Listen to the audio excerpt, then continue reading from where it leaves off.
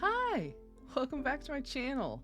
Today we'll be discussing Your Eyes, My Words by Morphish. Before we get started, there will be spoilers, so if you don't want to be spoiling this manhwa, go and click off now. No worries, I'll catch you next time.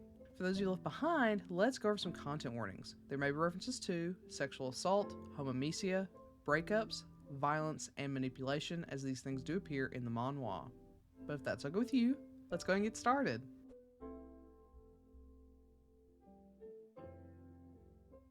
Hwane has lived his whole life quietly, following what was expected of him.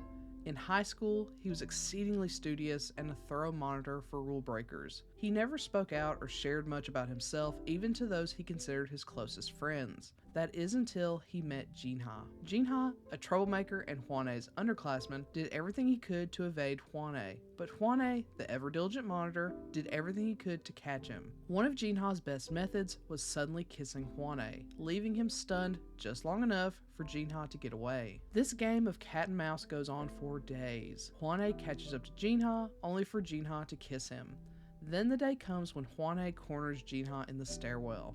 Jinha goes in to kiss him, and Hwane closes his eyes, only for the kiss to never come. When Hwane opens his eyes, he finds Jinha staring at him. It's then they both realize that they enjoy the kissing more than the chase. And so begins a ritual of meeting before class, kissing, and then going their separate ways. This went on and on all the way until Jinha found a girlfriend, and Hwane graduated. It was a time of fleeting moments, but Hwane never forgot Jinha. No matter how many partners he had after, none of them could compare to his first tenuous romance. All of these memories and feelings come rushing back up to the surface as, while getting fitted for a custom suit, he runs into Jinha once again.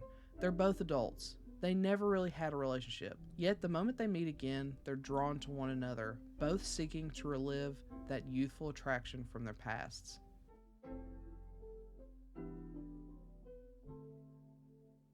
First off, the art in this kind of gives me early Jung Seok-chan vibes, see A Thousand Cranes and Rain Again, which is a huge compliment.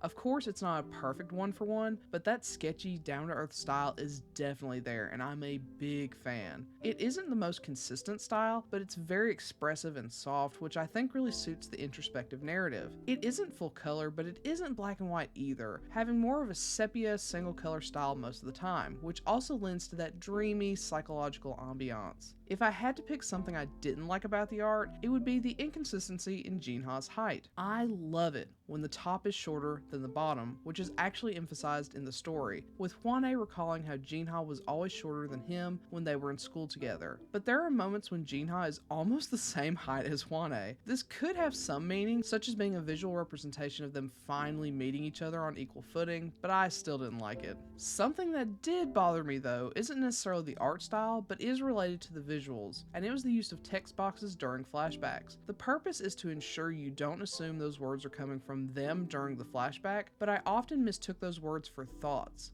I didn't realize they were being said out loud in the present day, which, as I'm sure you can imagine, caused some confusion on my end. This didn't matter a ton for such a short series, but there is a crucial narrative point where Hwane is lying about how he and Jinha met, all the while flashbacks of their past are going by. I didn't realize he was actually speaking over those flashbacks until Jinha confronted him about his lies, which initially came off as a random outburst. Then it became clear that the square boxes were spoken out loud by the present day person on top of the flashback. I think it would have been a better design choice to just stick with text bubbles and simply leverage the lack of a stem to indicate that no one in the panels themselves is talking. We see most of the story from Hwane's perspective, so the title suggests that he's referring to Jinha's eyes and his words. However, as we discover through the story, it's Jinha who talks about how he thought the love and want in Hwane's eyes was enough for him, so he says he loves Hwane without expecting anything in return. It's Hwane's eyes and Jinha's words. This is a story about Hwane learning to express himself verbally, to make himself vulnerable, and to allow others in.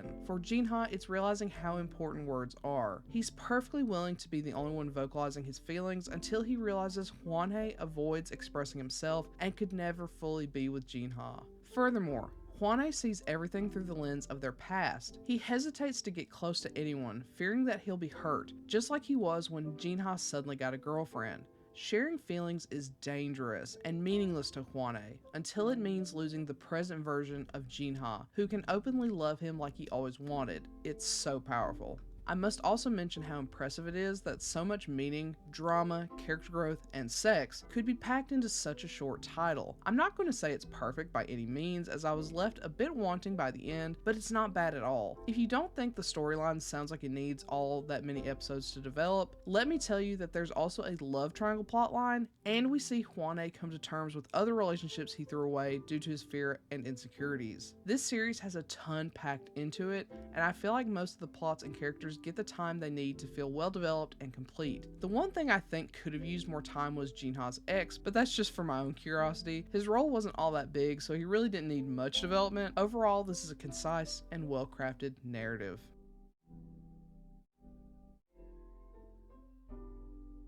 With all that being said, I really enjoyed this. It left me wanting more, but in the best way. I'm so tempted to call it a favorite, but considering all the other titles I've read and dubbed favorites, I'm not sure this makes it onto that list.